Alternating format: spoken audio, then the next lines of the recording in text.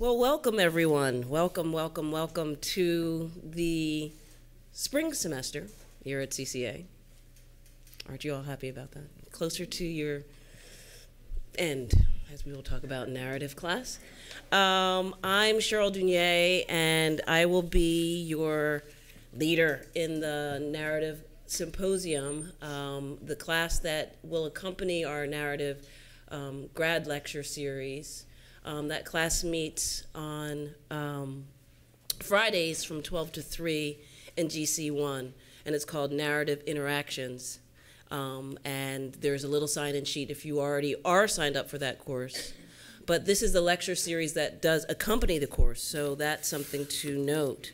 At any rate, I'm here to tell you a little bit about this opening faculty roundtable that we're having here to sort of bust open a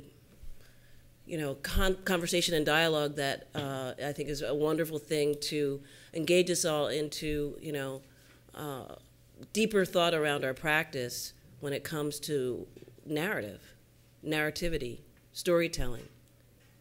The biggest question here that I've asked all my fellow colleagues here from a variety of programs in the campus is, how are narrative structures used to provoke, communicate, and engage audiences? And this roundtable is really going to have these practitioners and your esteemed professors talk about this in their own work and their practice and their programs. So this is just a kickoff, and again, this is going to be the subject of the Graduate Symposium that will be running throughout the semester. And I will tell you, I'll just get that over with right now about the events. I think tonight is the opening night where we're going to talk about this. On February 21st, and this is all online, I'm just repeating the line. We're going to have a lecture by Paul Miller, also known as DJ Spooky. He's going to present his work entitled The Book of Ice. Another visiting professor, faculty member here in the writing program, a member of our faculty in the MFA writing program, Juvenal Costa, will be doing a lecture on February 28th. All of these lectures are happening here at Timken, except for DJ Spooky, which will be happening in our Kansas Street space, which is our new space. Then on March 7th, we're going to have a performance lecture presentation by Sister Spit, the Bay Area wonderful, rowdy gang of performers, lesbian, feminists, etc., spoken word performers.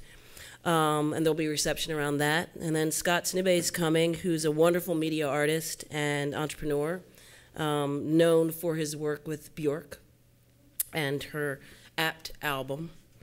And then also, one of the wonderful things about this class is that you're going to make work collaboratively around narrative.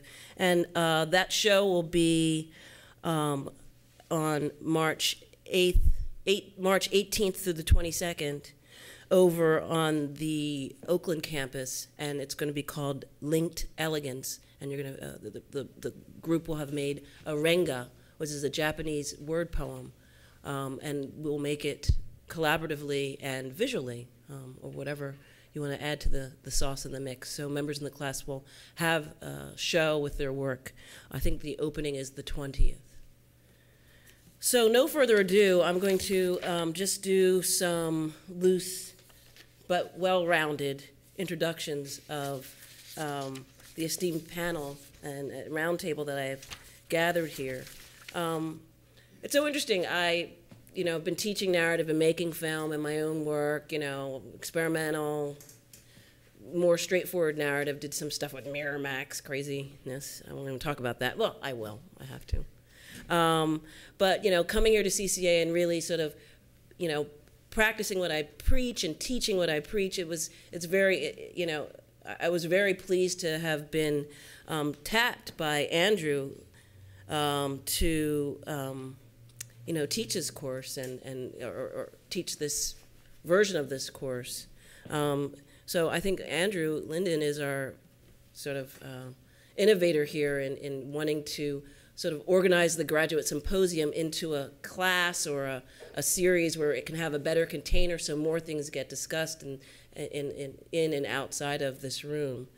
And Rachel, yes, Rachel Schreiber, who's not here actually. She also is one of the people on board who tapped me to, be, a collaborator with you, graduate students, in making this happen. But Andrew is a videographer, animator, and filmmaker who makes standalone video, freelance multimedia work, video theater sets, and narrative film.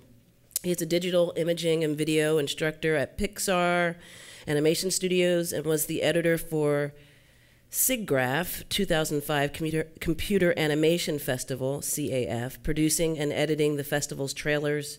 He has a BFA from Bennington College, an MFA from Yale University, and that's it. He'll actually go into a little bit more. I have a lot more to do. So this is Andrew, right to my left here. Yeah, wow. Next to Andrew, we have Christian Simsarian, doctor. He's the chair of the Undergraduate Interaction Design program here at CCA. He believes in the power of design to simplify, enrich, and transform our lives and the world. All of us do, right? Yeah, thank you. His work focuses on bringing innovative human-centered design and strategy to meaningful fruitions in education and organizations, from pixels to processes. I'm not going to go deeper into that, but you can also, everybody's going to talk about their practice.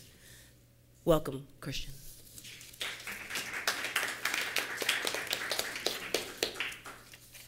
Next, we have, next to Christian, we have Kim Ano, a wonderful faculty member. She was born in Los Angeles and is a painter, photographer, and video artist whose work has been collected by museums nationally and shown internationally.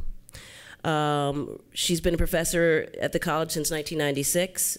She's shown work around the world, and she'll tell you more about where those shows are. She's been a recipient of a number of awards here, from the San Francisco Museum of Modern Art to the Open Circle Foundation's Fellowship, and she's working and collaborating with other artists within an ensemble of video artists and composers called Ice on the High, and a long-term video work, Men and Women in Water Cities. Welcome, Kim.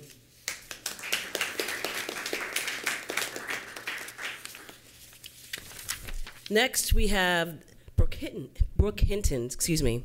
Brooke is the chair, as he says, of the film program and the chair of the MFA program in film that we are launching and will happen this fall. He is a San Francisco-based filmmaker and composer whose work ranges from narrative cinema to experimental multimedia performance. He has worked extensively as an editor, colorist, and sound designer, serving on Apple's editorial evaluation team during the development of Final Cut Pro, and designing courses and workshops in digital cinema, narrative, and experimental aesthetics, and post-production for BAVAC, Film Arts Foundation, eMotion Studio, Stanford University, and the San Francisco Art Institute, before coming to CCA in 2007. Welcome, Brooke.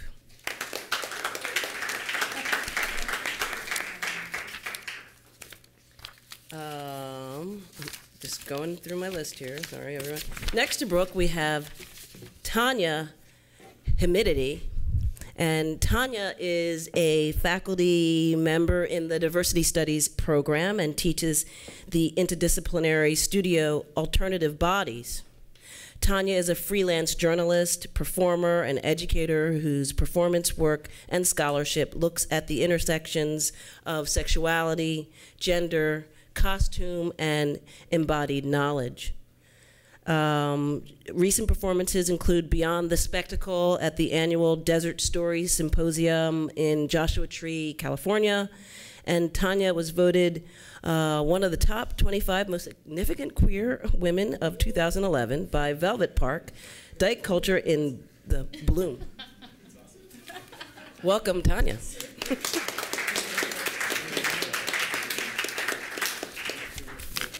And last but not least, we have Matt Sility, who is a Chicagoland native.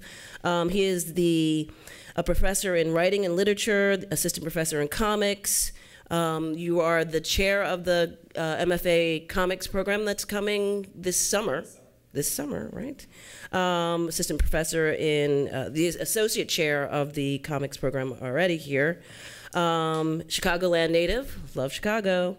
Taught 8th grade for 6 years in Champaign, Illinois. Woohoo! Before moving west to study creative writing at the University of California, Davis. It was there he discovered comics as a medium for fine art.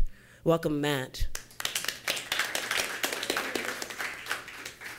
And I am Cheryl. I got through that wonderful introduction. I was born in Monrovia, Liberia. Oh, this is my narrative. Grew up in Philadelphia. Went to, got my MFA at a graduate program at Rutgers University in New Brunswick, Mason Gross School of the Arts, where I studied. I think the person who touched me most there was Martha Rossler, who, when none of us were speaking in our lecture, in one of her lecture classes and engaging in conversation, and she had commuted from Brooklyn to New Brunswick to give this presentation, she said, "Okay, I'm going to give you guys 5 minutes to speak." She looked at her watch. Nobody said anything. "Okay, bye." She walked out. So I'm going to practice that in our classes, okay? I think maybe other people want to engage that. Martha really touched me in that time when I was there, and I met a wonderful bunch of people, moved on to making a film called The Watermelon Woman, and then moved west to make, not try to go in Hollywood, but end up doing a couple things with HBO and Miramax before I arrived in the Bay Area to teach here at CCA. So that's me. It's a linear narrative. These are some terms that we will talk about, but it's not over yet, so it's open-ended. So yeah, so I'm just going to I guess I'll pass the mic to Andrew, who's going to do some more introductions and introduce you to one of the topics and themes, or I guess the main topic and theme that we're going to talk about tonight.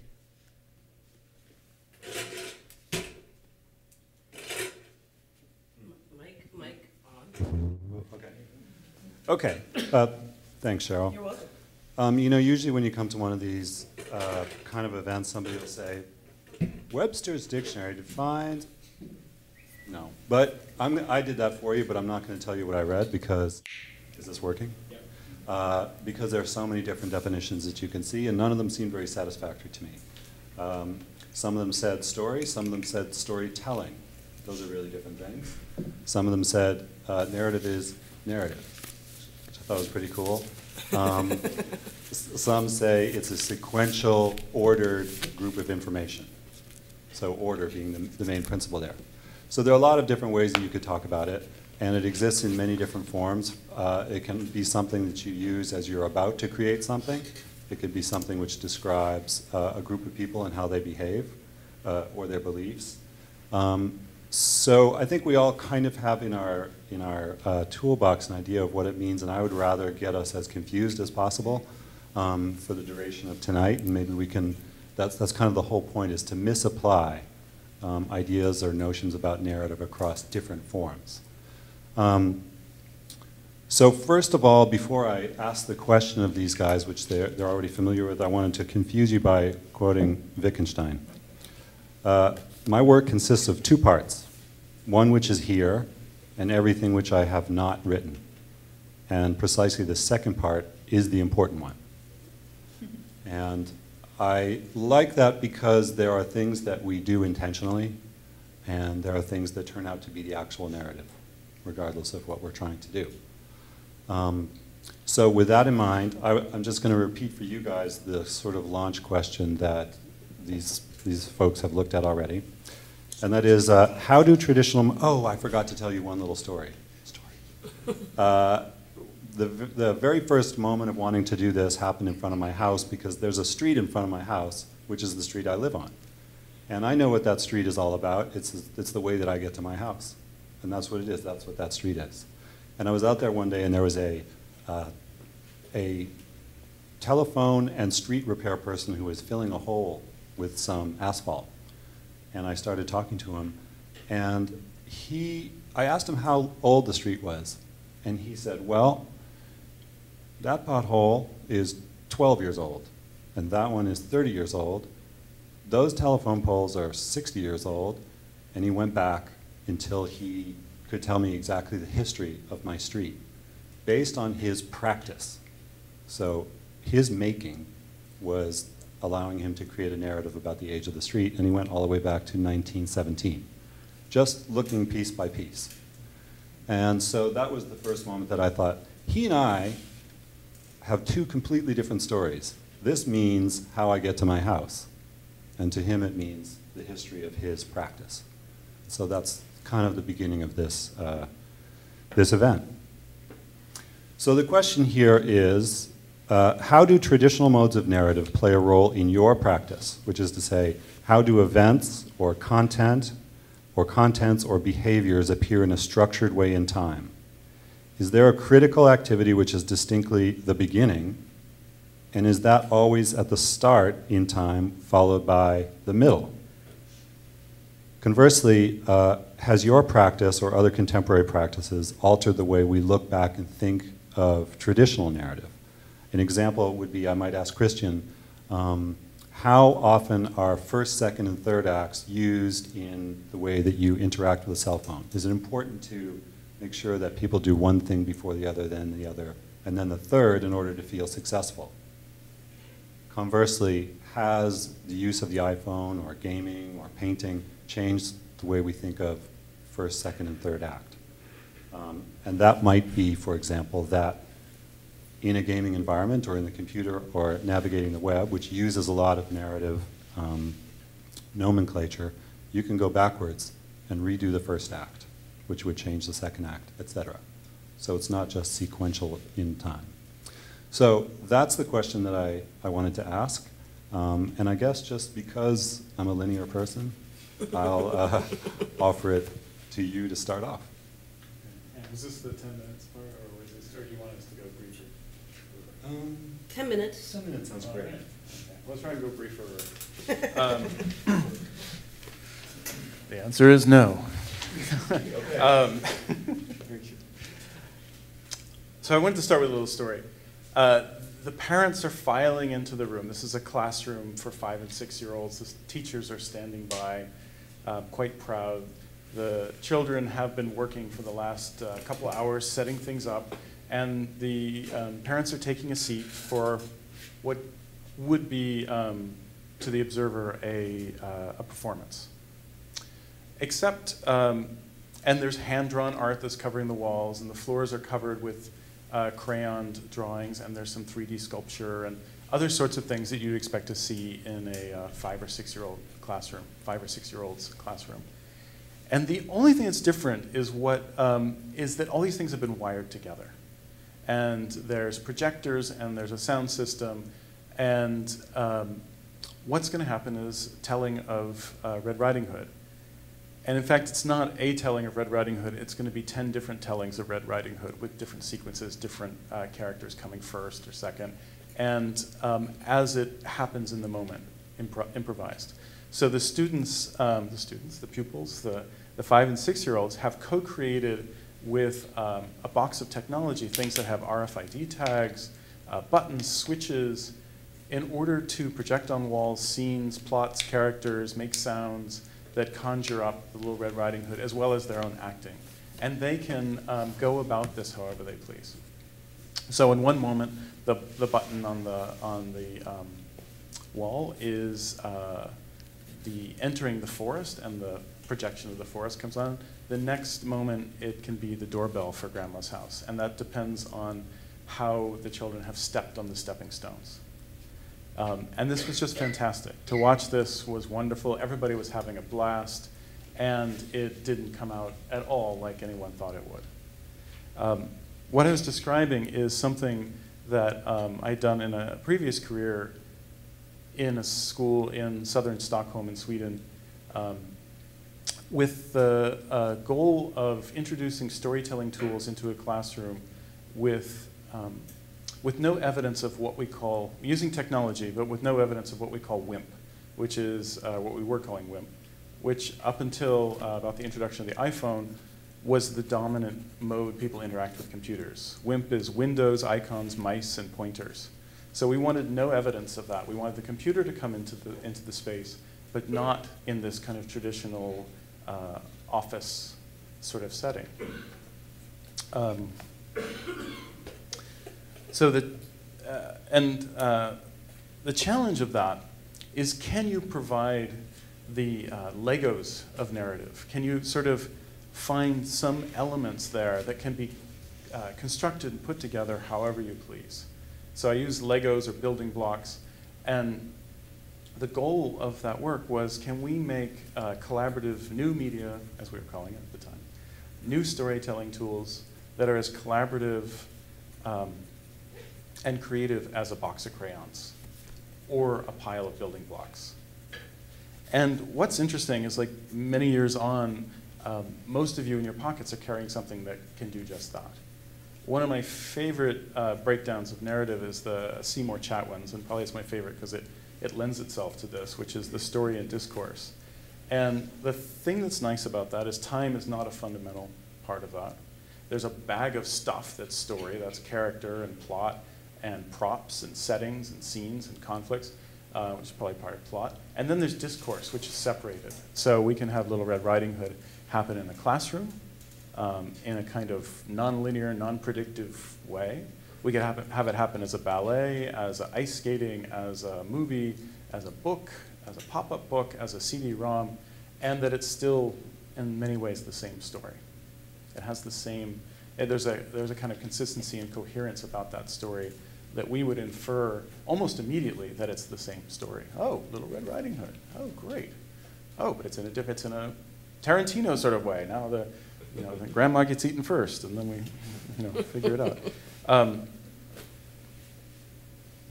I love this. It changes participation and puts it. It changes final cut, right? The story maker no longer has the final cut. It actually puts it out for all of us, and maybe there is no final cut. So changing control, and then possibly the end of that kind of control. At the time, I was really excited by things like Augusta Boal's Theater of the Absurd, where we're talking about mass participation. And I think we're in that moment. Like we've always lived a shared story, but now we have a kind of connected magic that's bringing that together. And technology brings us things like memory, it remembers very well. Interactivity, that if we do something, there's an invitation, we do something, it does something back, things can transform, and they can be completely different than they were before. The product can actually transform, its value and what it delivers and features and all sorts of things can actually transform based on what you did. The sort of interactivity that time t+1 is completely different than time 0. You can shift place. You actually can take something that would have happened here and it can happen there. I think we're all experiencing that with portability. A simple thing of today is you take a movie with you somewhere, which used to have to be in a certain place. You can shift time. On that same example, you can now watch something that would have been broadcast, you can watch it later. And we're seeing that in all sorts of ways. And there's sort of an expectation now that you can shift place and you can shift time with almost anything. I was curious, for example, if I could find out what my commute time would be at Oakland at a time, tomorrow morning at a time that I've never done it.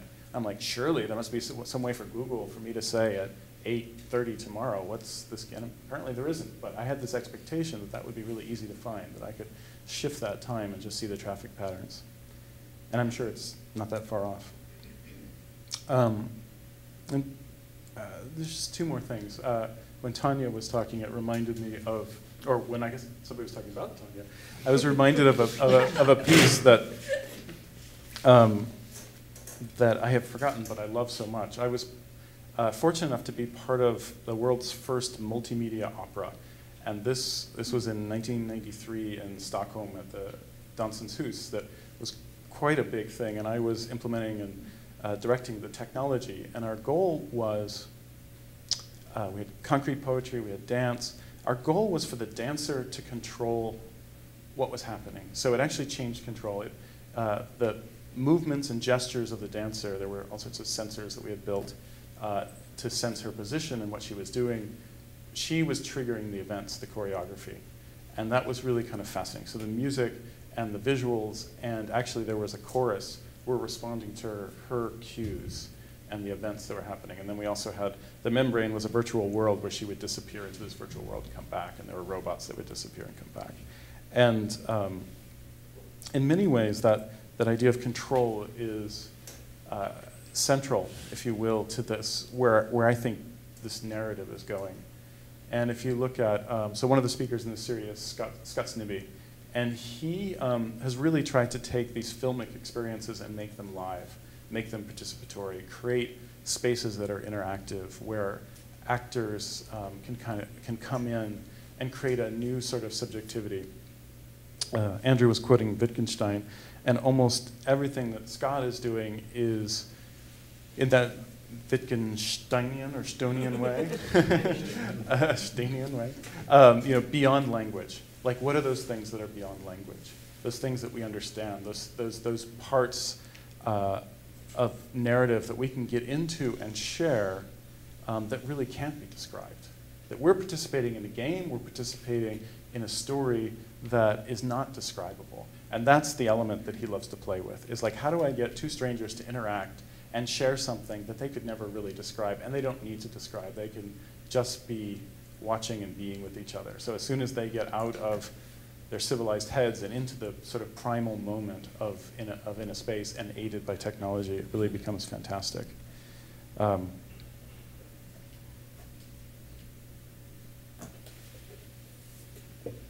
So I think somehow I've been extremely fortunate. I was always an improv fan. I was always doing that on the side, and that became my avocation. I had an improv troupe that I was really passionate about for a while. And then I started to bring that more into my work. And that actually started to set a course off, because I got more interested in narrative and new media narrative, and then process. So Cheryl said this pixels to processes. Actually, in the moment, the brainstorming, the creative processes are also narrative. And in many ways, that still guides what I do. And the way we've created the interaction program here, because technology is changing so fast and tools are changing so fast, is we've built it around the things that don't change. So fundamentally, these are things like time, storytelling, narrative, people, and learning to learn. So collaboration and learning to learn. So there's like these fundamental things that don't change, that we're really the core of the program. And then the technology and tools kind of sit on top of all those. Like if you can get those fundamental things down, then you can easily tackle everything else that comes along. And you're building stories, and interaction designers are creating new ways right now, as we speak, for you to go out and find conflict, find new plot, find new characters, make anecdotes, extend your life in some new way that would be different if you didn't have like that thing in your pocket or whatever technology you're using. So that's my answer. Groovy. Hey, I'm going to talk about my work. For 22 years, I was a narrative resistor, and my work was really abstract and more conceptual and empty, and I thought that was good for me. And then 4 years ago, I had a big change. You know, the midlife thing, I had a midlife thing, and it totally changed everything about me, and one of them is changing my work. So I decided to become much more of an interdisciplinary artist, and I hosted a festival at my studio building, and I invited these composers from CINMAT, the Center for New Music and Technology at Cal, and we occupied my building and made all these projects, and that was so enlivening that I decided I really should think more deeply about what I want to do. And so I started to make films and movies and work with composers and eventually work with actors. It was kind of a process. I was working with puppet shows first. I was making little puppet shows. And I made water puppet shows. In Vietnam, there's elaborate water puppet shows, and I was very excited about how those were made, and I decided to make my own. So I made my own for a while, and I put books and things in tanks and made those books like little puppets and moving around in the tanks. And at the same time, at school, we had students that were starting to organize themselves around issues of the environment, and I remember going shopping and seeing all these green magazines, and it seemed like the environmental movement was starting to really have some sort of a apex of some kind of energy. And I was wondering, about that. I mean, I was always an environmentalist, who isn't, but then suddenly there was so much going on, and so I started to get more involved in it. And now the center of my work really is looking at issues of the environment, and I'm making work in the area that is defined since the 1960s, 70s, some people say 20s, as the area of expanded cinema. And in this area, I'm working with ideas of narrative structures, but not in the overall formal putting together of the whole film. So it's kind of an idea of flexible narrative structures, and really how the stories develop is in the interaction with the actors. And so what I'm trying to do, and so that's another kind of really a little bit irrational thing, is that I'm really thinking about the end of the world in a kind of way, like I'm sure lots of people are. So my project that I'm making is about post-sea level rise society and trying to adapt to a watery world for those in port cities and coastal areas, and trying to maintain an aesthetic and an intellectual life in a watery world environment, and which is very irrational and kind of crazy in a certain way. So that means I got underwater equipment, and I started to learn how to film underwater and in water and in rivers and pools and tanks and oceans. And I also went, and I realized that this problem of sea level rise is really a global problem. And so there is no end to the sites that you could go around and film in. And so I just started to go where I had contacts or places where I could engage with people. And I realized working with people in these areas that I'm filming in is very instructive and interesting. They too have their stories and their narratives and their challenges. And at first I started to make out something kind of dark, like, wow, it's really gonna be weird, like hard and difficult.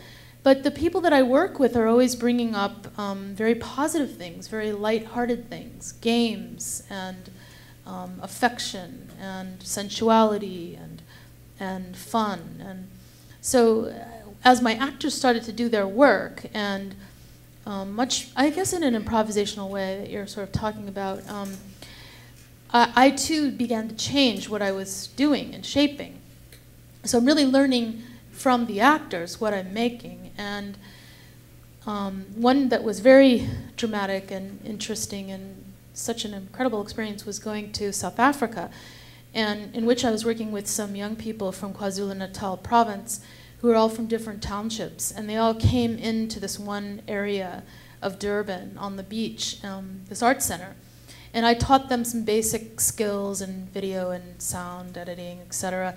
And then in turn they were my actors, and we made a sequence there, and I was very excited about it. And they too, I mean, we were keeping up contact, and we were discussing too about the environment and all the issues. Although when you're in South Africa, you're not necessarily thinking about issues of water and water distribution, for instance, which is a big issue for me. They were thinking a lot about AIDS and the 40% of the adult population that's HIV positive, and how there is so little access to higher education. In fact, right when I came back, there was like a stampede to register for university education, and a couple people were killed in the stampede. There was so much urgent matter to get registered to go to college. So they taught me a lot of things about their lives and their stories, and that was very rewarding, and it made me realize as I'm going around making these films in this expanded way, and the films are meant to be both on the internet and public artworks and multiple screen channel works in museums and galleries. The final form isn't quite yet determined by me. I just know that I have to do it, and I'm working on it now. And there's a new project that is called Water City Berkeley, which is working with some Berkeley high school students, quite a few, maybe 50 to 60 or 70 Berkeley high school students are going to be actors in my film, and we're working together this semester, actually, and as I go, I'm picking up other kinds of people and their issues and what they bring to it, and one of them is this idea of the nation state not serving the population, as we really saw in Hurricane Katrina, for instance. And so this idea of post-nation states, like associating with ourselves outside of the nation state in new kinds of ways or other kinds of ways, I'm interested in that as well. And then the third thing I just want to say about it is that it's also intersecting art and science, which is an area that I'm really interested in developing here at the college, and I'm starting an online journal called The Artist and the Scientist with another scientist, and we're making this project a kind of global project that will be organically fed by editors on all of the continents of the globe, so that we can have these global kind of dialogues that we should be having in the face of such enormous disaster. Thank you. Go, okay. Hi, I feel naked. I don't have a piece of paper to refer to or anything. Thank you. This is great. I just wanted to mention something somebody else long ago said first. Laurie Anderson, who some of you are probably familiar with. I always, actually, I'm getting so old now, I realize these references sometimes don't register. Does everyone know who Laurie Anderson is? Okay. Good. A lot of people thought that as this person who's basically a storyteller, all of her work is about telling stories, and because she was so technologically savvy and so her work is so based in technology, that she would be a pioneer in interactive narrative.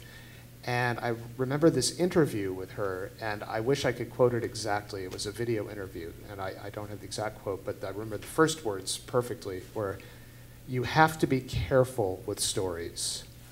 And she went on to talk about how stories are very powerful and they can kill people. And she used the examples of the national narratives that various nations have used to commit horrible atrocities, etc. I want to hopefully circle back to that. And by the way, since I don't have prepared anything, if I start to ramble, somebody go stop or something, please. So I started out in theater and music and thought, like Kim, that I was all about the abstract. I now realize I was not even then. I was studying theater and staging, Beckett plays and old Sam Shepard plays that seemed to be very anti-narrative. And musically, I was classically trained, but I was drawn to noise music, avant-garde composition, and going against all these traditional forms, trying to thwart the narrative experience, basically. All of which was basically a narrative that was being created. These all had a latent narrative in them. And I had this amazing realization at one point when I started making films, and I was making what I thought were very abstract films, and I was and continue to be inspired primarily by experimental filmmakers, by Stan Brakhage, Ernie Gehr, Michael Snow, a lot of these people. And I was looking at their work and my own work, and my approach to making films, to making music, to telling stories, to performing, and I suddenly realized, oh my God, it's all been narrative the whole time. The whole time I've been doing this, in fact, a huge percentage of these supposedly structural anti-narrative films I've made all had the same story. They were basically about people or various things in nature attempting to do something and failing, and the things that kept them from achieving these things. So around this time, I was also teaching at the San Francisco Art Institute at a time when they were trying to integrate narrative into what had been traditionally a completely non-narrative film program that held that almost as this holy thing. You know, narrative, that's, much as I thought when I was younger, that's the evil, horrible, fascist thing coming down to try to make us put a structure on everything. You know, it's awful. And so I became basically, as a result of trying to reconcile this realization about narrative with my feelings about narrative that were very deep, that I had this kind of intuitive sense, but there is something dangerous here. I became kind of a narrative nerd. I got really into narratology, and trying to talk about narratology to freshmen is a really interesting experience. But I have ended up approaching narrative, I think, in a very different way than other people here are talking about. I think of narrative as a force of nature, as something that is out there, and in that way, really, there's no such thing as a non-narrative work of art, because we're hardwired to seek narratives, to find stories. We can look at the most abstract piece, and we have to at least create a story ourselves that's about our own response to it. The first time I saw Mothlight by Stan Brakhage, which is a film, if you're not familiar with it, where he taped pieces of dead moths that had flown into the light in his cabin onto translucent film and made a film out of that, I thought that was an abstract film, and I later realized, no, that's actually a narrative film. It's about Stan Brakhage realizing that these moths would create these amazing patterns on a piece of film. And I had all these years in my head this image of him laboring over this film. It was a story. It was a myth. But I approach narrative, like I said, as a force of nature, as something that's potentially both very powerful and very dangerous, and that at its heart is always a lie. It can be, as they say, the cliche, the lie that tells the truth, but it's a filter on reality. Instead of, and I want to respond directly to Andrew's question about, does Act 1 now happen first? This whole thing about structure. I think of 3-act structure, 5-act structure, Freytag's pyramid, all of that stuff, as not so much what narrative is, but as models that we've created to look at narrative. But that narrative is basically out there. It's a psychological phenomenon and it's a natural phenomenon. And that when we put these structures on it, what we're doing is basically filtering reality. It's our psychological need to make sense of what's basically chaos. So it's a reductive process for me rather than a building process. Rather than taking the tools of building stories, I look at reality, my experiences, other people's experiences, and I feel like I'm filtering out as ethically as I can, and hopefully as powerfully as I can aesthetically, and to whatever end I'm trying to reach, filtering out what is unnecessary to create a specific experience, and then putting that into the best possible form. All the time trying to keep in mind that what I'm doing is on a certain level not an honest process, but that it is a process that can help me reach perhaps a deeper truth and communicate that truth, to understand something about the world more clearly. So it's just a very different way of looking at it, and I've been struck listening to everybody. I didn't really realize it until that it was that different until I was listening to all of you talk, that I start from out here rather than from what's 3-act structure, how do you build characters. I do all of those things, but that's more of like the detail work much later. That's not really the basis of it. And I want to talk a little bit about interactivity. And Christian and I have talked about this quite a bit in discussions about why I think it's a problem for somebody like Laurie Anderson, and particularly for filmmakers, to try to adjust to this. We're used to this very fixed, ritualistic structure in which films and time-based media are exhibited, and it's based on time. And it's always, we're deciding when Act 1 starts. What defines what Act 1 even is? We have total control over this. And there's something very powerful about that, of course, from the maker's perspective, because we can then deal with narrative as a psychological force. We can leave things out in time by leaving these gaps that you have to fill in information that's not there that you have to bring in to create an experience that is on this very fundamental level interactive, but at the same time is dependent on this fixed time structure where, in a very politically incorrect way, you're all captive. You're stuck in the time frame that we've created for you. Now with interactivity, that's all out the window. So the interesting challenge to me, and it's something I'm really thinking about right now in my own work, is how do you create, in this age when we all expect to push the button and have something happen, where if we're bored, we don't have to sit and wait for the image to transform into something where we say, oh, aha, that's what they were getting at. That instead, it's like, I want this to change. I'm used to that happening. How do we create that kind of powerful experience that empowers both the creator and empowers the participant? And I think a lot of the things Christian was talking about, where we're creating, rather than thinking of it as these singular works of art, we're creating environments where people can have experiences that become almost the subject of narratives, more than they are narratives themselves. I think that's one very powerful way to do it. Mm-hmm. But I feel like it's a very young form right now, and that we've barely started to really consider how interactivity impacts the psychological aspect of experiencing a narrative and creating, as a viewer, what the narrative is that we're watching.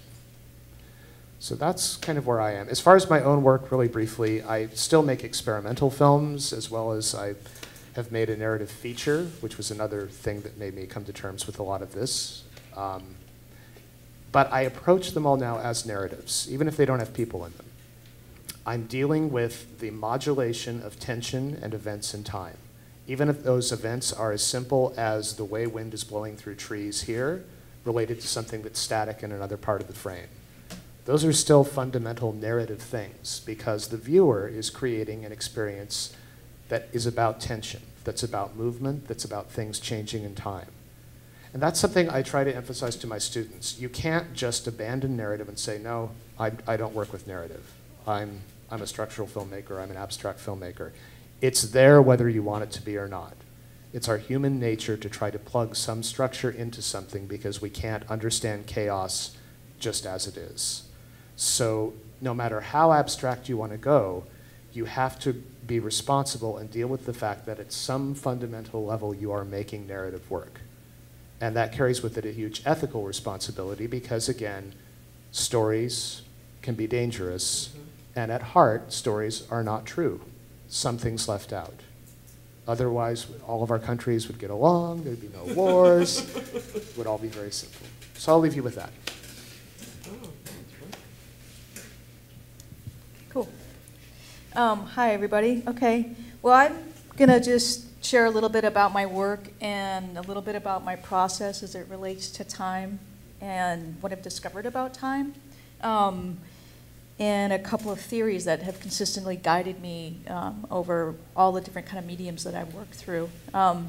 So I'm a performer. I've been a drag king. I was a drag king in the 90s for a little over a decade, and when it was not really new, well, it was newer than it is today, but kind of linked up with identity politics and reclaiming the streets or reclaiming public space.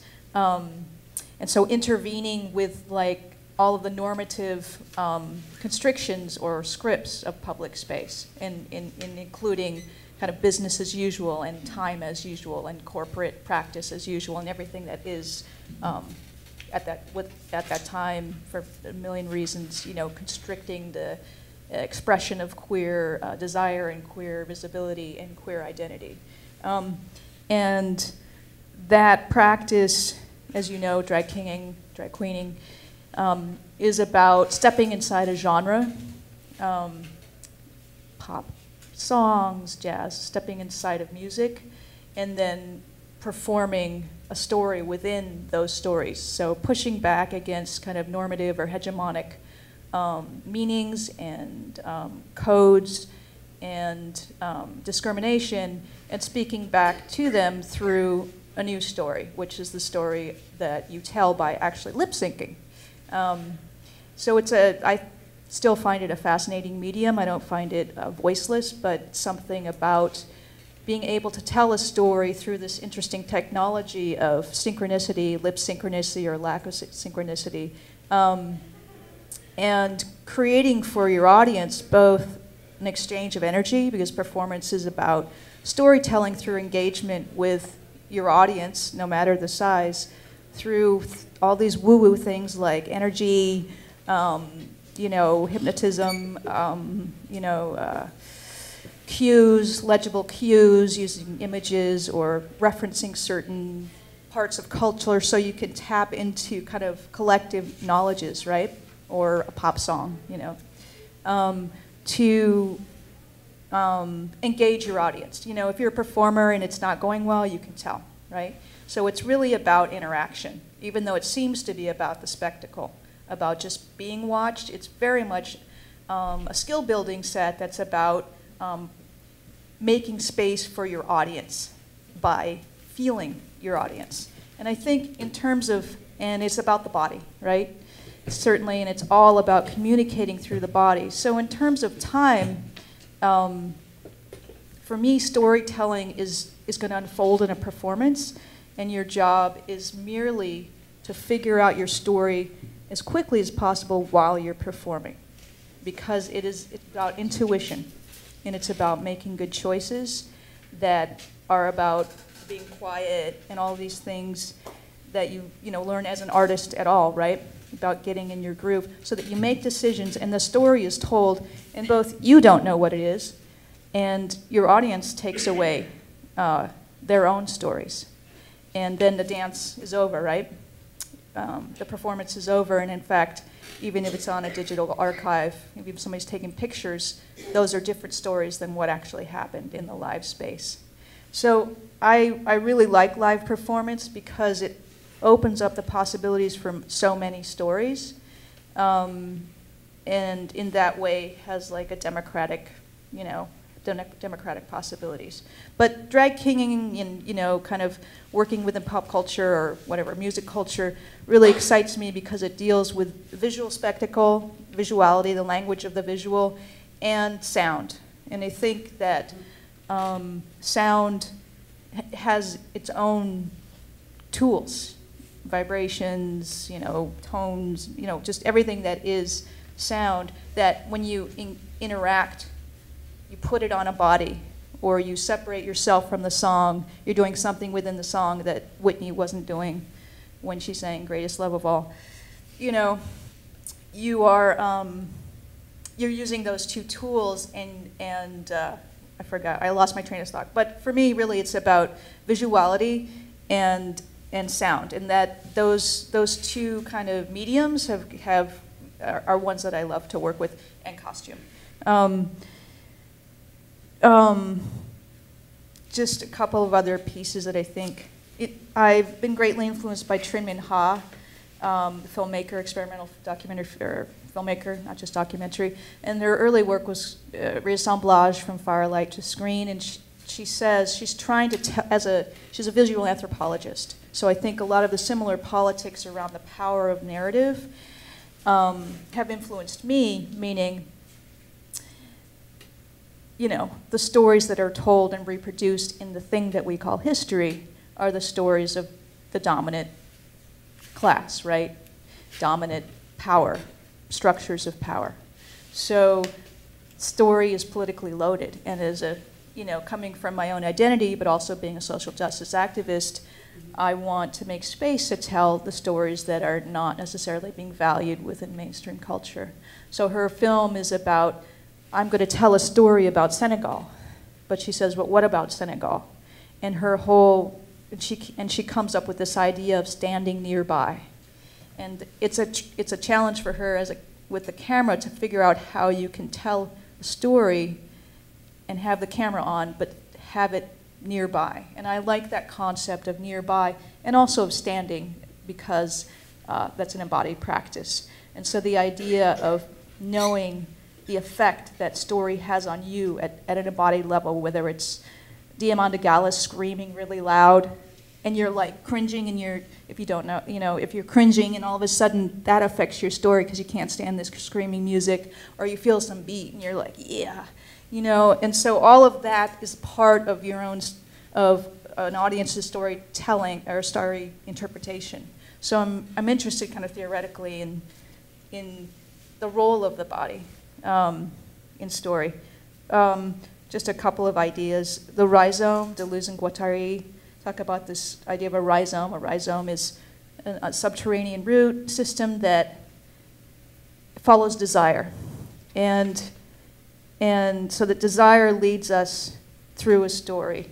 And that there are many entrances and exits to an image, a story. So if I were to, so in summary, like the idea is, a rhizome, that idea is powerful to me because performance is about making images and then telling it through keeping that image sustained and using your body to tell the story. And someone can read you here, or they can read what they see here. It's about many entrances and exits. So for me, I think time is important as a structure. It's something for me to enter. I work through genres, and the last piece that just to mention is I'm working on this thing called Getting Beyond the Spectacle, which is, it came out of, I live in the desert, in the Mojave Desert part-time, especially in the summers when it's 110. And what I found is this nostalgia, like some painters that I know, oil painters, have this nostalgia for these like abandoned, you know, shacks, and we all sort of love ruins because it's this feeling of sort of hope at the same time as remorse and longing. And I love ruins as well, but I felt very defensive when I found out that a lot of these painters could take pictures of these shacks and make $5,000 to $10,000 selling a painting if they're lucky. But they could, right? And then it turns up in Abercrombie and Finch in a lithograph, you know, right? And then all of a sudden, corporate America is, right, creating these myths. But living in the desert at a physical level and working on houses, which is something I do because I like to build, is grueling. And the America's past and our rural cooking over with a pot and over the fire with one spoon, it's nostalgia. And so I started to think as we move forward to try and figure out what we're going to do, right, is a sustainably oriented new economy, right? What this new economy that we're all creating, it's about creating an identity. I thought, well, how can I get into the spectacle, push back on those images, push back on icons, iconographic meanings, to find something else in them. So for me, living in the desert, it's really hot. You suddenly realize a lot more about that story of America's past. So as a process, for me, as a process, the body, again, is very important for me, and I tend to put myself in situations to learn, you know, put myself in those situations to learn about it in ways that aren't just having someone tell me about, you know, underwater basket weaving, and then it comes in here, and then I write it. So, and I wanted to just say one other thing because we're going to move on. Okay. Yeah, just queering. So just that queering is breaking apart binaries, and so any binary, male, female, black, white, you know, able-bodied, disabled, those are all that queering practice is again about making space, and when you break apart time, you know, it's about, I'm trying to create space. Thank you. Is it really happening? No, it was great. It was fantastic. I was hanging on every word.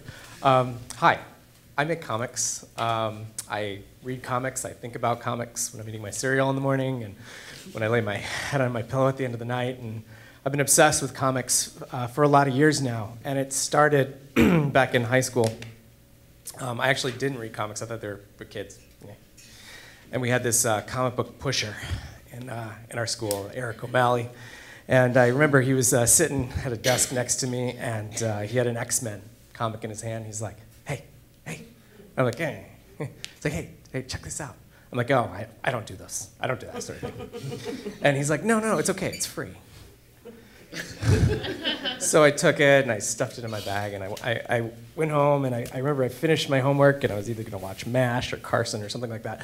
But instead, I decided I was going to read this comic, this colorful comic that was peeking up out of. So I went over to my bed, and I had one of those little bed lights, so, you know, and laid it out on my pillow. I started reading. And the story was terrible. I mean, I had no idea what was going on. There were a lot of people running around in their underwear, shooting beans at each other and stabbing each other a lot and yelling. And so when I hit the last page, the very last panel, the one thing I remember so distinctly was immediately turning to that first page again, reading it for a second time. I was completely engrossed by it. And I've gone back and looked at it years later, and the story was terrible. And it had nothing to do with the story. It had to do with something else, and I thought about it for a long time and a lot of years. And it wasn't until I read a book by Scott McCloud called Understanding Comics that I really sort of, the light bulb went off, what it was that really attracted me to comics. And it was comics' almost obsessive concern with time and representing time on the page. And so if you read a comic and you see two panels, and in one panel there's an eye that's open, and the next panel, there's an eye that's closed. That little 3/8 of an inch of blank space in between, that's time. And in that moment, that time is a blink of an eye. But you could also have a panel that's black. It appears, it's the moment before the Big Bang. And another panel that's also black, and it's at the heat death of the universe, the end of time. And that same 3/8 of an inch represents something entirely different. It's sort of the algebraic X of comics. And making that closure, that leap from one panel to the other, is a very satisfying thing. It's the thing that we love about comics. But this obsession with that moment, with that activity of funneling time into this little space, brought us to kind of a dead end in comics. Comics were defined as sequential art, and there's even programs that teach sequential art. And the thing about comics and that very narrow definition of it is it takes things like political cartoons or Family Circus or a cover to the New Yorker and says, yeah, those aren't comics. We cut those out of the family picture. Sorry. And what we realized, though, was that was a terrible thing to do because they're functioning in some way that's related to how an issue of Archie or Spider-Man functions. And so, and I actually didn't realize this until I was teaching. And I wrote sequential art up on the board. I'm like, comics are sequential art. And, you know, some smart-ass kid was like, what about the Far Side? I was like, oh. And I realized everything that I'd been teaching was wrong. And so I kind of went back and started looking at comics again. And I said, well, wait. If sequence is not the fundamental building block of comics, what is? So I thought, well, what is sequence? Well, sequence is a relationship. It's a type of a relationship. And as I started looking through comics, I started seeing that sequence is one relationship, but so is the relationship between text and image. I'm like, aha. So maybe the fundamental building block is relationship. So then I started thinking about what are the other relationships and how can we bring those political cartoons and those New Yorker covers and all that other good stuff back home. And I realized it's that image without text floating in this cultural context. And when that image butts up against that cultural context and we look at that relationship, suddenly stories emerge from there. I'm like, bingo, we've got it. And everybody's a big happy family again. And what's actually happened because of this is comics have started kind of a second life recently and are looking at narrative in ways that's been mentioned a couple times here. I want to do some show and tell. Is that okay? Can I have a volunteer? Oh, there's one volunteer out there. Someone, please.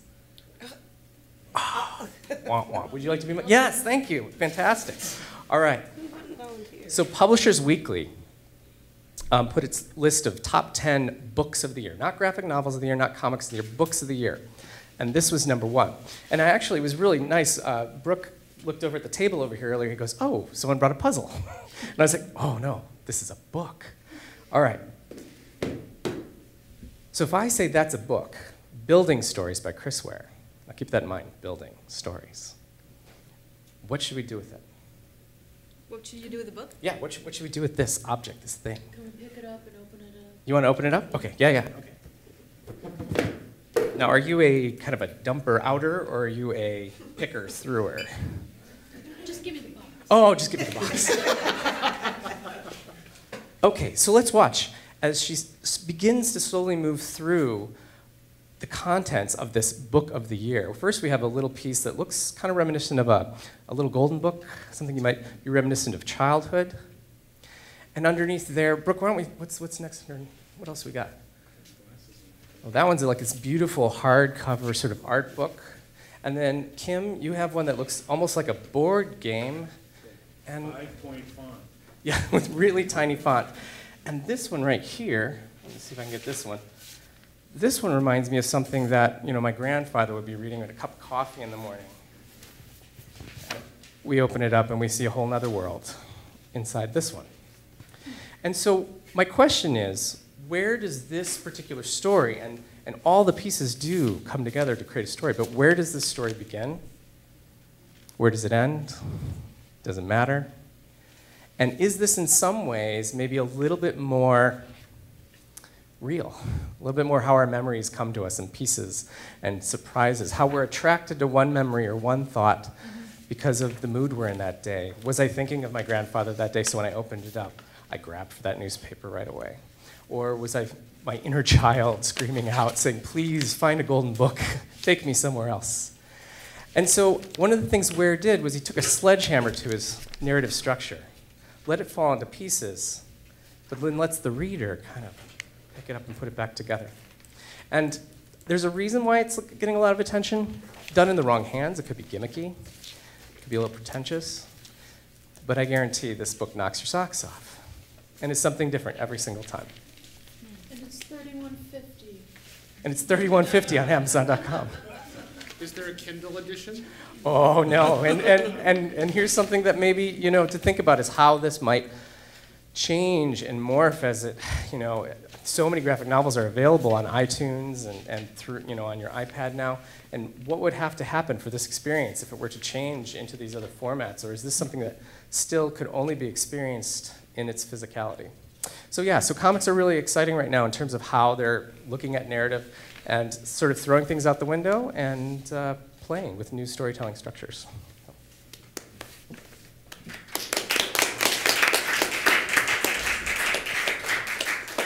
Who do we give it to? No, so I could pop in questions, and I think you can start right there. I'm going to just talk about random things that occurred to me while they were talking, particularly about nature, but also about structure. Matt was just talking about sequencing, and one of the most narrative sequences we know is the DNA sequencing that creates the fundamental part of the story that is us. And you may know that there are 4 letters in DNA sequencing, and the relationship between them creates the sequencing. Similarly, in a digital environment, there's only 2 letters, 0s and 1s. So recently it's been determined that pretty soon we're going to run out of storage space with all of our technology that's growing so quickly. And so people are figuring out a way to encode DNA with our stories. So you can take your novel and you create those 4 letters and you put 2 of them together to be a 0 and the other together to be a 1. And so we can create digital storage for what's on your computer now in DNA. It's about 1 million times more compact than regular digital storage. That's one thing that occurred to me. After that horrible tsunami in Thailand 7, 8 years ago, there was one group of people who were a group of fishing folk who lived on the beach, and none of the people who lived on that beach were drowned in the tsunami because they all went up the hillside when it came. And they were asked, how did they know? And they said, the bugs. And people said, what do you mean the bugs? And they said, the bugs. So in our language, they figured out that the barometric change changed the delicate patterns that the bugs were making with their wings, and so the sound was changing. And those people were so in tune to the nature that Brooke is talking about that they went, uh-oh, the bugs. So they said, so, oh, then you knew that you had to run up the hill to get away from a wave? And they said, no, we didn't know what it meant. We just knew that it was bad here, so we were going to go. So they were pulling narrative out of that so-called chaos. One last detail is that a lot of them were on the water, and they started rowing in towards the shore, and the commercial fisher people were fishing, and they were looking down at the fish, and they were yelling at them, something bad is happening. But they were so absorbed with their narrative that they couldn't understand anything. In the film No Country for Old Men, again, Brooks talking about leaving things out, there's a very simple, non-world-changing but amazing moment to me when the very main character, I don't know if you've all seen this, on whom we are concentrating almost exclusively for approximately an hour and a half, gets killed. But it's not a part of the movie. It's not shown on screen. There's no noise about it. It's an event that you extrapolate about 5 minutes after it occurs. And it's this, you have this terrible feeling of being cheated in an enormously painful way because you've been preparing for his death the entire movie. And then it's an enormous banality. He's shot in a mall, in a hotel, but we don't see it. There's no denouement, and then the movie just keeps on going on and on and on and on. So, in a wonderful way, they just left out that critical thing that you've been preparing for the whole time. I recently read about the fact that our bodies, as well as all the other animals on our Earth, are determined in its size entirely by gravity, which I thought was beautiful. But then I was noticing that the size of human beings has been changing over the last 60 years, and I wondered whether it's because we're getting better at defeating gravity, or gravity is changing itself. Who knows? Another group of people, a nomadic South Asian archipelago people who travel from island to island and are also fisher people, have in their language no past or future tense. They don't refer to things that are in the past and the future, which is sort of interesting. But one of the things that's really interesting about them is they quite regularly go to visit relatives on other islands. And when they see each other, they just walk onto the beach and start talking. I mean, off the beach from their boats, and they just start talking about not the topics that we would talk about when we see family that we haven't seen for a year, but as if they had been sitting next to each other for the past year. I went to the Western States Magic Championships a couple years ago and talked to a guy there who's a magic historian. And he told me that the higher the education, the more likely the viewer is to get fooled by magic. Because one projects into the future. Ah, I know what's going to happen. And when you're projecting narrative into the future, it's very difficult to watch the moment or the present. And that oftentimes people who are not practiced in projecting in the future will say, hey, I saw that. And so those are two different narratives right there. So that's what I'm thinking right now. So I'd like to pass it to the next person who's thinking. I'm thinking. Okay. I mean, this is something that maybe you've had an experience in your own way. I used to be a wildland firefighter, so I was out in the woods fighting fire. And we went into a lot of BLM land and a lot of land that you don't sort of usually get to go to if you're going to go on a camping trip, you know, like special land that, you know, they try and preserve.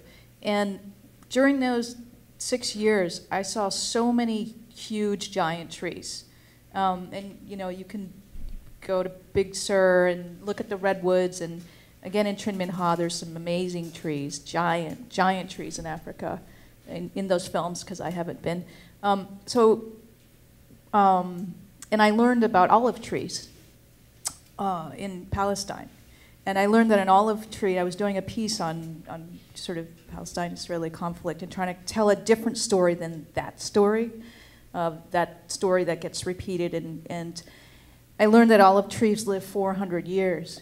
And, you know, I like trees, so this is why it all spoke to me. But I think in having the opportunity to encounter like these other examples of like completely different time than human time, it really it shifted my my own consciousness, and tried to decenter the human and decenter myself and decenter the stories that I am used to hearing, and try to think in tree time. And not to impersonate a tree, you know, nothing like that, but just to think, what would it be if we were living for 100 years? How maybe we, or living for a tree, stewarding a tree that would live for 100 years, how do you interact differently? So I guess trees and just having the opportunity to see things that usually don't make it into mainstream culture has been able to kind of shift my thinking about time. I'm just passing you one. Okay. Well, actually, I want to address, think about two things that people mentioned when they were talking. Kind of, I don't have any of the great philosophical insights connected to current events in history that have been talked about. So, but one thing, the concept, the whole phenomenon of lip syncing and lip sync is really interesting to me. And I remember the first time I encountered it, I was living in Portland, and this was back before Portland was Portlandia, and it was pretty desolate. And there was this bar on Third Avenue called the Doll and Pen. It was just the ultimate dive bar, and it was very forbidding. You know, it felt like if you walked in there and you looked wrong, you know, you were going to get beaten up. But if you walked into the back, there was this old theater. And it was this incredible space, and it was, you know, these old theater seats and incredible lighting, and every night there was a drag show in this theater. And it was the first time I encountered lip sync, and I became really obsessed. I would go to these shows. I felt like I was watching the story of these performers through what they were singing. And it just occurred to me when you were talking about the process of doing this, how much that is ingrained. How, once again, it's that we're so hardwired to project and figure out where's the story? What's the story? You know, this phrase that we're always saying. And it reminded me also of one of my favorite video art pieces that I often show students by an artist named Jennifer Reeder called Nevermind, which was actually a response to a Steina Vasulka piece where she had lip-synced the song Let It Be that some of you may be familiar with. And in Nevermind, which was made shortly after Nirvana's Smells Like Teen Spirit had come out, Jennifer filmed herself in extremely slow motion with the audio slowed down as well, with headphones on, basically moving her lips in time, not lip syncing, it's the actual recording, to Smells Like Teen Spirit. And then edited into this video are images that are from her own home movies, but that reference the images that were in the music video that was on MTV at the time, that had the little kids doing cartwheels and all these things. And this was one of the first pieces I saw by her, and I created in my mind this entire story of who Jennifer Reeder was on the basis of this video. And then later I met her, and I became a friend. And she was absolutely, had nothing to do with the narrative that I projected into this. Nothing whatsoever. Everything about her could not have been more different. But again, I had a complete three-dimensional story that I projected into this that actually was pretty much what she was intending. It didn't matter that the details about personality and preoccupations and subject matter that she was interested in, that those weren't true. What mattered was this idea of how we create personal stories out of the pop culture that we are responding to. And this brings up what I wanted to talk about was, it makes me think about Escape from Tomorrow, which is a film that's at Sundance right now, which is in the press because it was filmed illegally at Disneyland, and it's about a man who is going insane on this family vacation at Disneyland because he's just found out that he's lost his job. And we will probably never see it because Disney's lawyers are already gearing up, and you know, there's no way there is the money to defend this. Hopefully, you know, EFF or somebody is going to come to the rescue because it sounds like a remarkable film.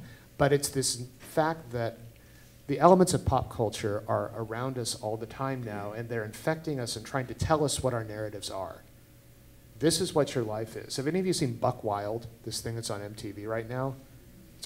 In my view, it's horrifying. It's just a fascinating, but it's the ultimate thing with Werner Herzog when he said, "You must not avert your gaze." You know, this is it. And It's about these kids who live in West Virginia, this very poor area of West Virginia, and it's all been mythologized into the, I mean, literally, some of these kids are appearing on talk shows at night and everything, and this, I can't, it's taking reality television and the construction of false narratives to such an extreme that I feel ill while I'm watching it, and I feel just awful for these kids who are in it. It's fascinating. And it's the ultimate thing of pop culture telling you what your story is. And so this piece, Nevermind, was somebody internalizing that story and trying to make it their own and documenting that process. And it's something we can't escape. I mention Escape from Tomorrow and copyright and intellectual property because it just raises again that issue that many of us as artists have dealt with, that if we don't have the ability to incorporate these things into our work and to respond to them, it's as though somebody had told, you know, Monet that water lilies, intellectual property. You can't paint those. You know, this is the world we live in, and so that was what started going through my mind when you were talking about lip sync. And I'll just say one other thing really quickly, because I was fascinated by that book, or whatever you want to call it. This idea of leaving things out. This is, to me, I think, the key of making interactivity something that can make narrative a less oppressive and still more powerful form is fracturing things. Where does that story start? It's in media res, which is my favorite way for any film to start, a narrative film. It's like all of a sudden, something's going on. I don't know what happened before, but I've got to figure it out because the action is already happening. These people are mid-conversation. And films that end that way as well. And there's something just so exciting about that because I, as a viewer, am a participant at that point, and at the same time, I have experienced, I feel like, an author's actual vision. And there is then no discrepancy between those two. They're not in conflict anymore. That's what I'm thinking about. I just wanted to pick up on the idea of restraint, and when you say leaving things out, I think I've also been pretty affected by postmodern literature and the joy of the literature thinking about character development not based on steeping or involving a very rich commitment to how the character looks and feels and smells and is, but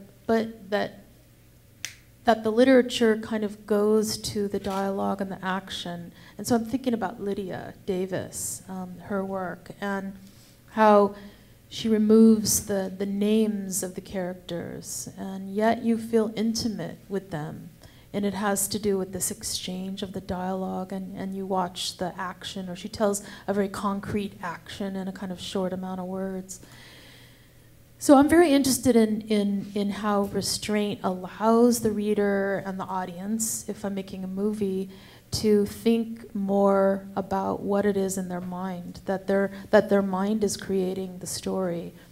And it also happens in real life. I mean, after we listened to the news about the slaughter of the kindergartners in Newtown, I kept thinking, well, we don't see the pictures. They're not showing us the pictures, and they're not telling us the stories of the parents, you know, like groping to find their children and, you know, demanding to see the bodies or going identifying the bodies. I mean, there's so much restraint around the news around it.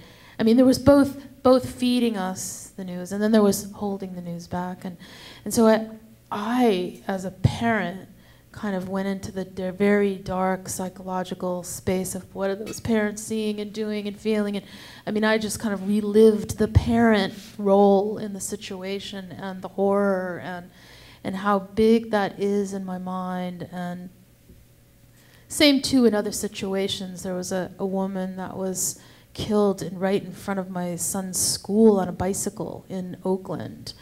And I'm like, she was riding her bike to the workplace, and what was that all about? I mean, you know, like, there's so much. You see these facts and these little things and the bigness underneath them. And so in making a film that I'm trying to make about something that's a global disaster, I mean, it's so crazy. People think I'm crazy to make this thing, But to think of something that's so big, you only can show the little tiny things. And let everyone else see how big it is. Just the little tiny things.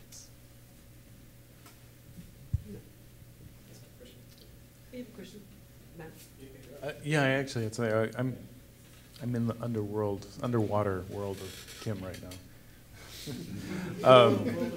I really want to see some of those things now. I actually just wanted to say that I was really embracing what Brooke said, that the narratives are out there. And if that wasn't coming through in what I was saying, I think maybe one way of framing the way I'm seeing technology is it becomes a prosthetic. Not that we need it, but it becomes a prosthetic for making other kinds of red threads, sort of new links in the narrative. And just as an example, I think about how everyone has the power now to tell these, to create and then project their story out in the world.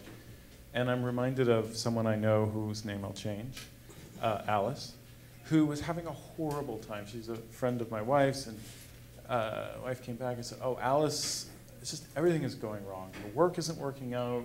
Her fiance and her are breaking up. It's just a nightmare. The marriage is going to be canceled, blah, blah, blah. She is just a puddle of tears. And then the next day on her Facebook page, there's a picture of Alice, who happens to live in a place where there's a view of the Golden Gate Bridge, sort of standing on her deck, gripping onto a pipe with the Golden Gate Bridge in the back, and just looking like she's the joy of life. And then, this is Facebook, right? And all the comments are, Alice, you are wonderful. You embody life. Life is so fantastic. You live the dream, girl. And I'm just like, wow, this is so amazing. You've got this one story on one side, puddle of tears. And how many takes of that picture did she need to take? And who took that picture? And did she think about jumping? It's just like, was she actually thinking about the Golden Gate Bridge in another way? And, so we have this amazing prosthetic right now, which is an Instagram. Like, who follows who's into Instagram, right? And those stories that are now being created by the stars and everyone else and what they want you to understand. It gets so hairy and complex, and it's almost that we all need to have a narrative sophistication that doesn't come natural to us just to make sense. But I totally buy into that. Like, the narrative is out there. It's the way we remember. It's the way we understand. It's the way we parse the world. I don't know what's happening. Things are, certainly technology is happening too fast for our brains, and narrative is the way we make sense of it.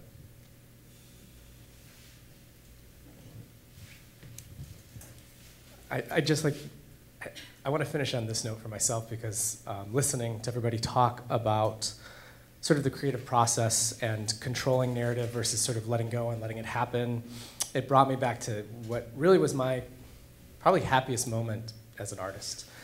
So when I make my comics, I take photo reference for everything. So I basically am directing a silent movie. I'm talking them through the scene, and click, click, click, click, click, and then I have those photos later, and I recreate the scene on paper. And this was a scene where I was recreating, we were at the Golden Globes, the characters at the Golden Globes. So the girls that I had invited over to dress as the parts they all did themselves up like they were going to prom, and we were all going to dress up fancy and shoot this basically in our dining room and kind of green screen and the rest later. And their boyfriends were just in the living room basically smoking weed. And so we're all shooting this stuff. And on a side note, I don't know if anybody, as a writer and artist, if their mom or have an aunt or an uncle or someone close to family who always like, you should write a story about this, right? So I built up this wall against that, because like, you should write about, I know. So I have like this allergic reaction to people saying, you should write about this. So keep that in mind. And as we're finishing shooting this scene where everybody's glammed out and it's all fun and stuff, and the girls go upstairs to go get changed, and I walk back into the living room, and one of the guys is taking a huge rip off of a tobacco water pipe, and he coughs and he says, you know what you should write a scene about? So immediately all my walls go up. And then he just says this series of things that totally tied into what we were doing. And keep in mind, I wrote the script, I controlled every moment, I shot each thing, I made sure everybody's face was just right. And he just said this string of things that were so perfect and so intimate and so exactly what the script needed. And I just let go for a little bit for a moment. and we shot the scene right there, and he kind of just talked us through it. And that's my favorite scene in the book. It's the one moment where I just let go of the wheel just a little bit. And hearing everybody talk about giving yourself that room as an artist to allow the unknown and the unexpected to move things a little bit, I think is really worth it when you're trying to create a narrative. I'd like to go. Cheryl hasn't said anything. I'm all inspired now. It's funny, my new piece is called Permission, which is something I'm working on, and it's about, and I have per in parentheses. One of my new pieces. Of course, there's many things I'm working on. Something that came up, I mean, cinema just keeps rolling through all of us, and media, and so we're definitely going to address that a lot in the class, and everybody's ideas of it and where that comes from. But another thing that came up for me was, within and without the concept of narrative, how do we come to know truth? What is true, what is real anymore? It's constructed, is it made or not? And it just bounced me all the way back to one of my first major projects, The Watermelon Woman, where, and I'll just tell you about it because I think it's sort of relevant at this moment. I was trying to find myself in media in the early 90s and looking for Cheryl, the, black, lesbian, anarchist, feminist, separatist artist that I was. And I started searching through, every bit of media, history, photography, stories. A lot of stuff was written. There was a lot of Audre Lorde, and things came close, but nothing was on the mark or money. And then I also wanted to see what that looked like in Hollywood, and looking at the history of blacks in Hollywood, and where was I in Hollywood? The Cosby Show, I was not on the Cosby Show. And many other, Spike Lee, I even stood up at a Spike Lee lecture and said, why didn't you not represent black lesbians correct in your work? I really, went to town as looking for these answers. I asked the black lesbian guru, Michelle Parkerson, about making work and how do you put yourself in the picture and where does it come from, and she couldn't give me any answers either. So I decided to make it up. In making The Watermelon Woman, it was because of this narrative invisibility, the flexibility, these holes that weren't there, that I felt so comfortable to just park my little butt in there and as an artist create a whole fiction or a truth or whatever you want it to be. So for about a year I collaborated with, using my own personal history, making photographs for a film that I was going to shoot, and it was the photo history of this main character, this black lesbian artist, actress. And so I constructed her photo history, which when you have pictures of yourself, especially in the early 90s, you were real, at least. And this photo history was the one that matched the one that I really wanted to see.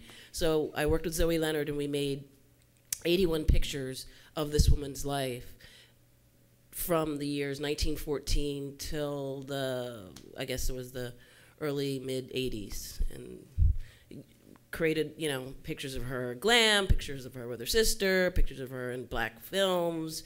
She was called the Watermelon Woman at a certain point, pictures when she became enlightened and started doing, films outside of that, and then her demise and her lovers and whatnot until her death. Using those pictures, I put those pictures. Then I wrote the script. I was able to write a script about Cheryl, me, a video store employee that I always wanted to be, but I never was. I really did. Everybody's like, you worked at a video store? Cool. I never did, but I always wanted to. So here, I invented some truth about myself. Everybody thinks, because I named myself Cheryl in the film, that I actually did work at this video store. I never did.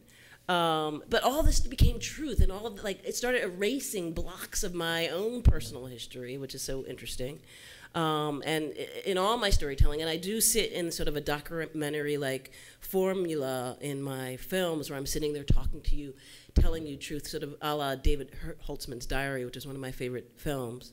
And gonna show you what I'm going through, and then you also get to see the narrative film for entertainment of me sort of experiencing what you would see in this archive that Cheryl, find in the film.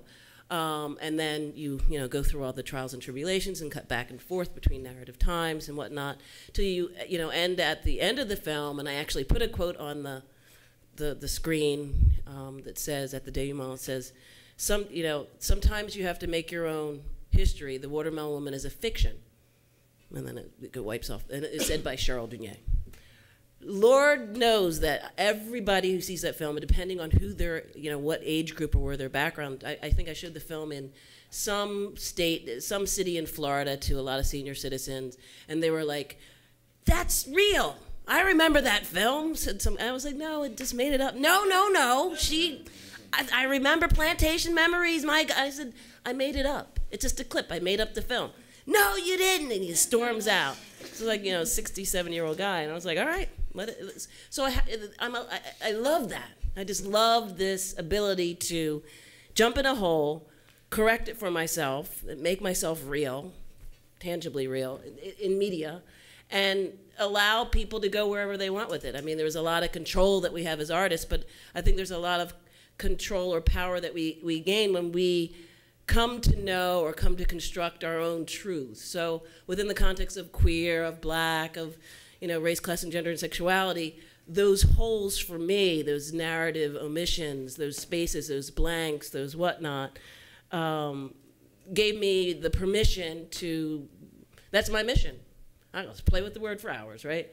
But that became my mission, and sort of that's the path that I'm taking with my work. I went many other ways to do other things, but definitely am back at ground zero for myself to really think about this play and think about this power and think about how interactive it is for folks to experience and be a part of. So that's where I wanted to go.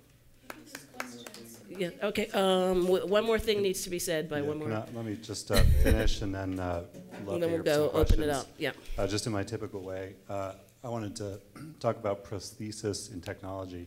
When the personal computer was first introduced, a lot of the geeks and nerds who were producing it felt that it was a revolutionary object that would give the power back to the people, and that governments would be held accountable and destroyed by this fantastic new toaster.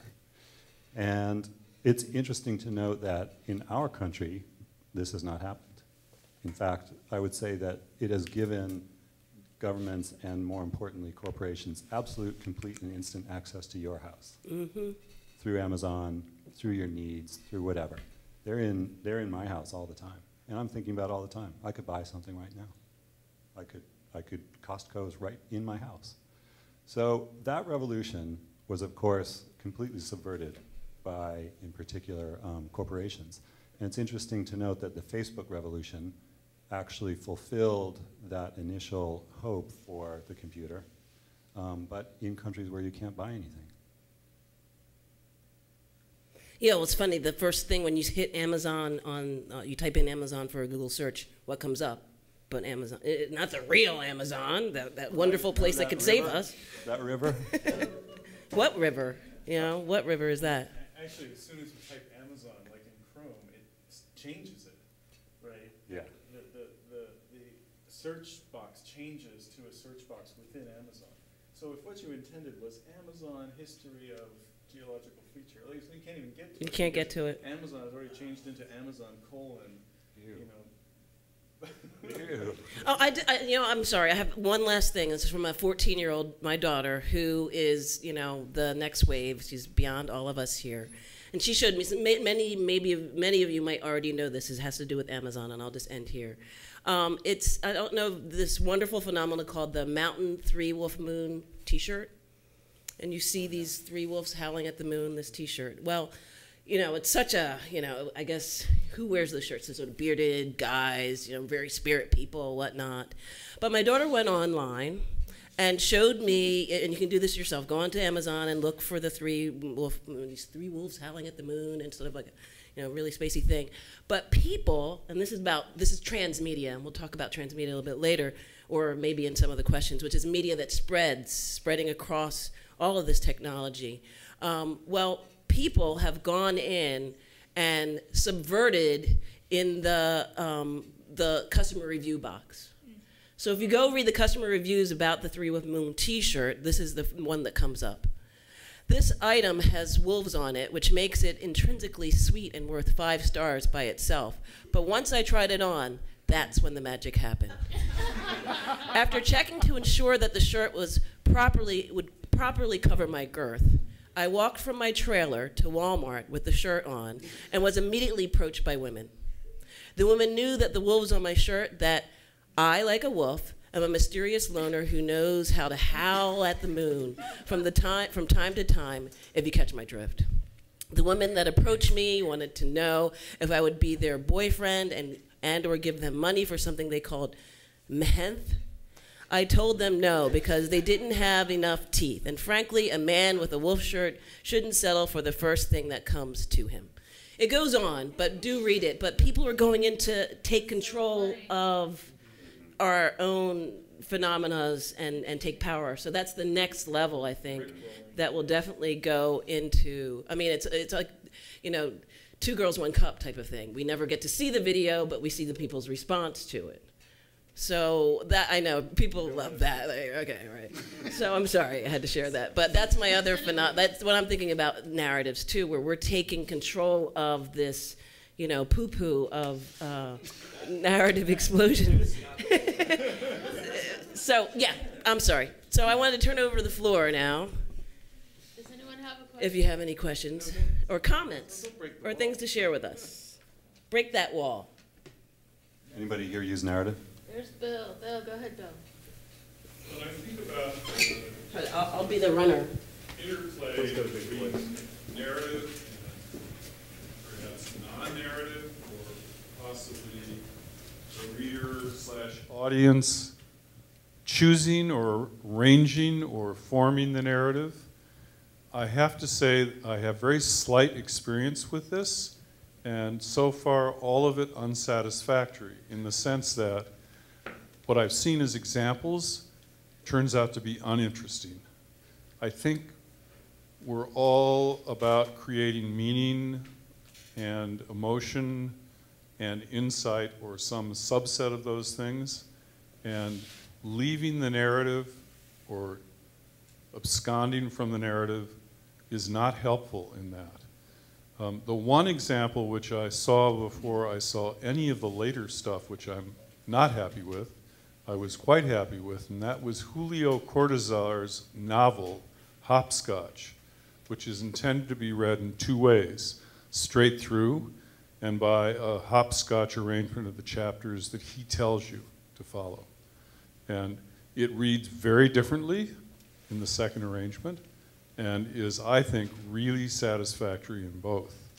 And I'm interested to know if any of you have experience to suggest that, in fact, if you hand the narrative over to the reader, the audience, whatever, that they will, in fact, come up with something which maybe at least they and maybe some other people will find interesting. And I also have a question about comics. I haven't seen this, but I'm wondering if there is now a software tool which would allow you to create comics which are mutable by the reader. Mutable, rearrangeable. I mean, a simple version would be all the separate windows could be juggled and rearranged. A more complicated one would allow you to manipulate the text, change the expressions of the faces, and so on.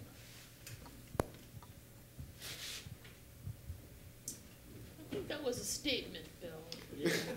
But there, I think, Just to, before we all go after you, in terms of comics that allow more interaction, the technical term is kind of hypercomics. It's from a different era. But if you go to Scott McCloud's website or Daniel Merlin Goodbree's website, they're always playing and breaking new ground with how one interacts with comics that aren't just choose your own adventure style things, but have random elements to it and react to you. I do understand there's something about so carefully crafting a narrative that you bring your audience from A to B in a very specific way, and you know, all of our great films, great books, great pieces of music do that. At At the same time, though, I think I do take a little, just because we haven't made our great pieces yet that allow the audience more give in the process doesn't mean that they aren't there. I mean, I think that's what's so exciting about right now is that we're at the beginning and there's all this room to play. I mean, just this Building Stories alone, it's the first comic that has been released in this process, and it will, in this sort of packaging, and it won't be the last. So I'm excited to see where we go in terms of that, and I think it's, you know, it's this vast gold rush right now. Were you were kind of suggesting that you feel less satisfied if you have more room or there's more ambiguity? Is that what you're kind of suggesting? I guess I'm saying that the examples I've seen played out were uninteresting. The examples of other people's trying to deal with the possibilities. Think about it. I mean, but are you talking about books, films, music, theater, dance? Stuff that was online, actually. Online movies? No, it wasn't movies. It was You mean online. actual It was adventure interactivity? narrative, you could say. Okay, text in which you could choose, or a game. I can't remember exactly what it was, but you could choose your route through it.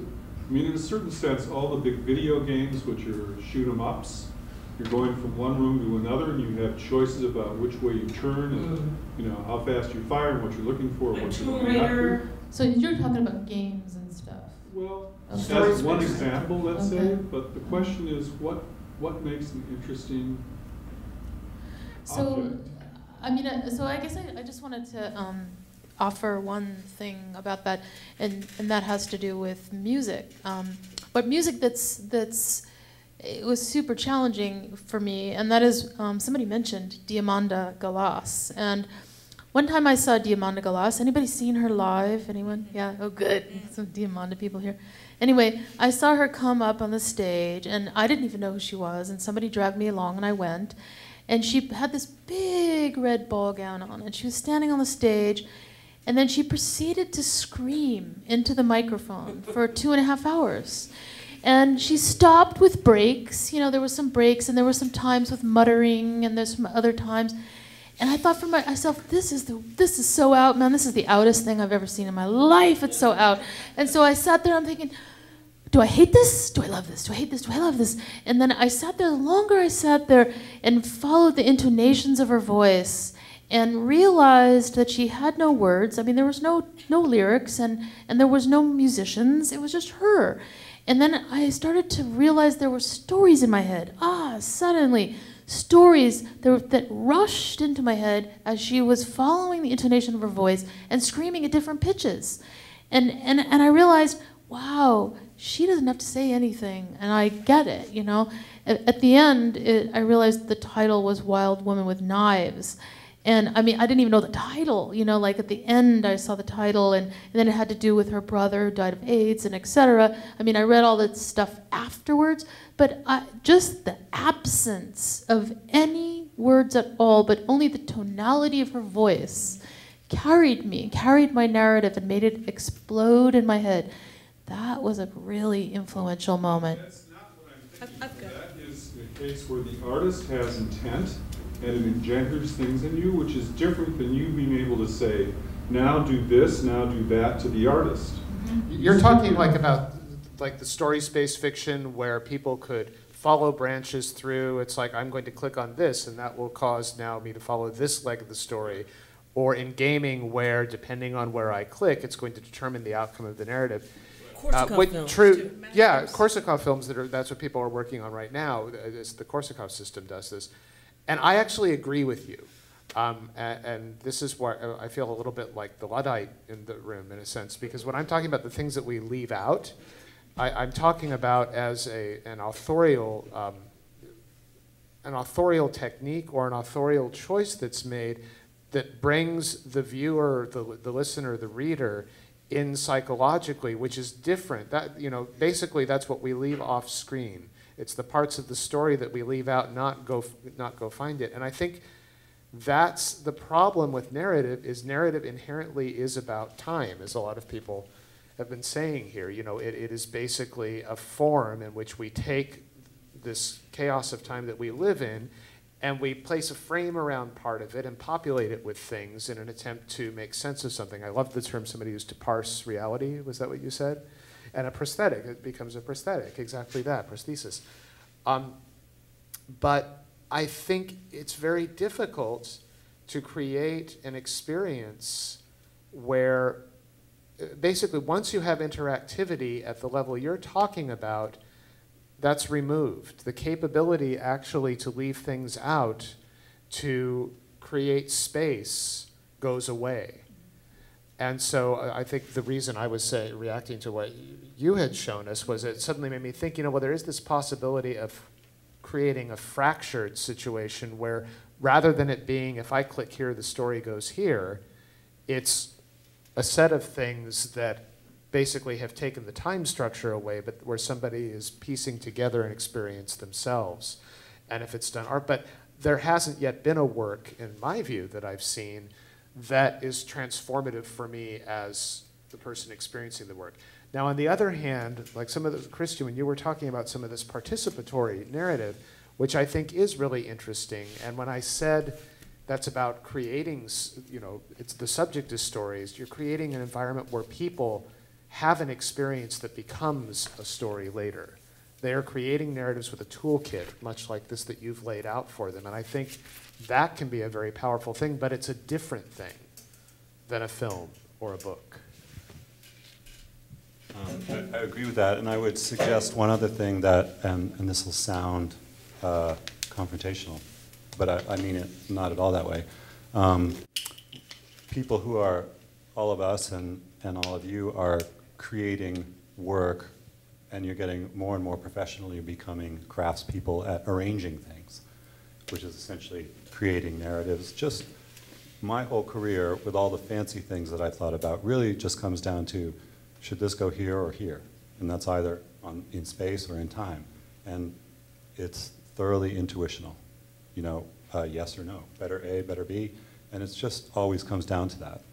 And so, however, that's a craft that I've developed over many, many years, and I don't know if you are a writer or a comic book maker, but you might be more satisfied by your manipulations of those things if you were a skilled practitioner. So I would find it very unsatisfying to put my car back together or to rearrange it so it didn't have wheels. But I know people who would do that really well. So thinking about what Matt says, you know, over time, we all may be much better at interacting with those things that are there and become skilled makers and craftspeople at changing what's there. Because I find it unsatisfying too in most cases because I'm not really very good at it. Any more questions? Anybody have any comments, questions? Yeah, any other questions? You got 5 minutes. There's just one right here, right there. Actually, they were kind of along the line. What's your name? Bill. Bill. Along the line of Bill. But I'll go back to the fracturing. What do you think about fracturing as a tool within the narrative? Who brought that up? Well, I think it can be a very effective tool. I mean, even within a very linear narrative form, you know, in terms of, you know, beginning, middle, and end, something that's a book, good pages. By fracturing, what I mean is breaking apart the expected structure and leaving out things that are not the expected things that you would leave out, so that the person experiencing the story has to have, it's a different type of interactivity. It's not click interactivity. It's where the viewer has to respond psychologically in a way that is creative. Right, so the viewer is reading the work, right? The viewer is, so naturally the viewers want to make sense of something, but you can utilize, like Dolly, you know, you can utilize the psychological part of it and fracture it, knowing that person's going to want to know the answer to this particular thing, and it looks like a mess at first, but they have to work, and then at some point, you know, it fits into the narrative. And it can become a deeper experience. Narrative desire. And you can look at, you can also look at like writers like Kathy Acker and William S. Burroughs, who had, you know, used the kind of cut-up technique to do a different type of fracturing, but it does the same thing. I can read a novel by one of them, and I have to work very, very hard when I read one of their books. But in the end, it becomes, if I stay with it and put in that effort, it's this deep experience that's unlike any linear storytelling. But I can't picture that moving into, click interactivity. I'd just like to say that fracturing is really like rearranging something, and that is the essence of all the contemporary tools that we have. That is our tool.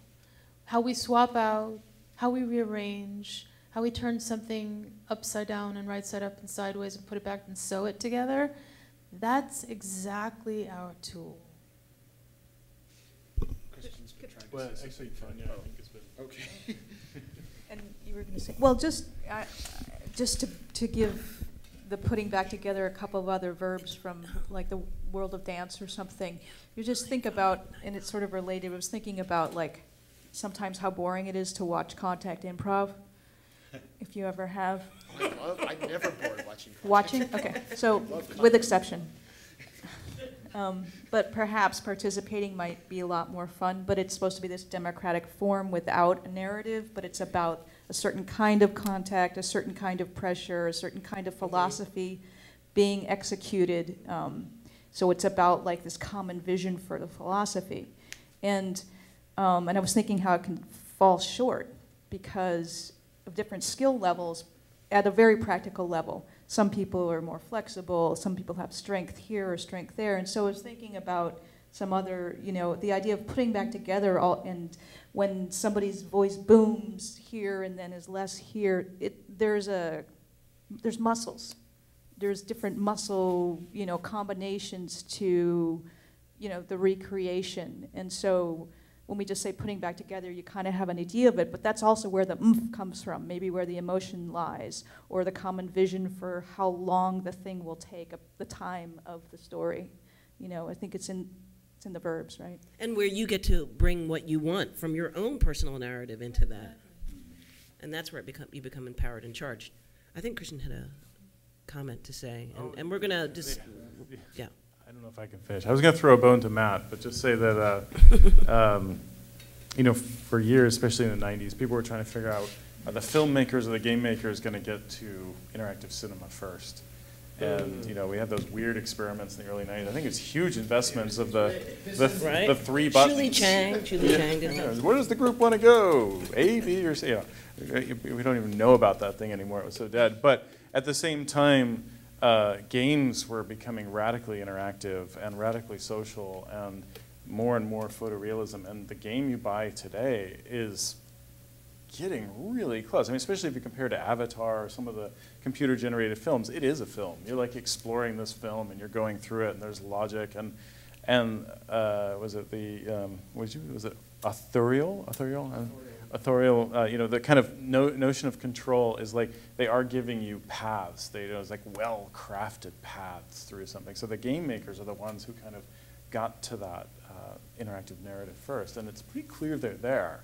There's this other world. It's a subgenre. It's not mainstream in any way, and it's kind of fascinating. Like when you dive into that world. Except for the U.S. Army.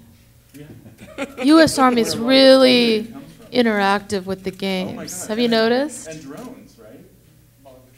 Some guy in San Diego goes to work and kills some people and comes home. He's just played a video game. That's why Matteo. That's why the progressive-minded people need to beat back the whole militaristic, fascistic. The progressive-minded Minecraft people. That my son is addicted to. Actually, it's funny you mentioned that because the most interesting game of the year, it's called Unmanned. And it's actually developed by an Italian guy and a Canadian guy. And it's basically a simulation of a drone pilot. So in the game, you actually play the role of a drone pilot, and you go through his whole day. And it's a very short game. It's free. You can play it online. Does he live in the suburbs as well? Exactly. Yeah. So he used to go through traffic. Exactly. It's the banality of interaction, and it's incredibly powerful. It's the same every day, the same dream, and it's all about this repetition. These are very interesting, but also so there are space of resistance. I'm gonna be really quick. But even like with conventional games, when you go around and shoot people, these games are supposed to be interactive, but the kind of interactivity they propose is very oppressive. You go because they have three verbs: you shoot, you strive, and you hide. Right? So it's very limited. It's ultra realistic, photorealistic, and yet there's incredibly fake. And yet there are people that the real creativity comes from the players. And one example that I really like is Joseph Delappe. He's a professor at Reno, Nevada, and he plays these super violent video games made by the army. So, but instead of playing the games and going around and shooting people, he writes the name of the soldiers that actually died in Iraq. So like 5,000 names. And how about inside the game? Right, and he just types on it, and the real gamers are there like flabbergasted because he's breaking the game, he's being transgressive by bringing reality into the simulation, and they hate him for doing that because like bring him to come talk about it. He's the best, the guy's genius. So even within mainstream gaming, you can sort of like break it apart and show the ideology, embedded in it. And to be clear, this game you're talking about, the America's Army. The drone. Unmanned, yeah. Does it really show like his life, like with his wife and kids, and then he goes Yeah, it's a cartoon traffic? like Unmanned.com by Mole Industria and G. Morrow. That's discourse, right? About like the reality of this crazy, almost white-collar job of like killing people in faraway countries. It's just. You said something about the real creativity is coming from the players. And I wanted to address something about that because I think some of the resistance that you sense from some of us has to do with the fact that we're in this position where we say, okay, interactivity. Now, how do we put our wine in those bottles? Which is never a good thing to do. It's never a fruitful thing. And it always takes a lot of undoing after somebody does that. And recently, a few years ago, a friend of mine, Helen DeMichel, went to the Flaherty conference, and she came back, and she was talking about people were talking about interactivity and media and how everything had changed. And she said, basically now art is an activity. And that just sent chills down my spine at first.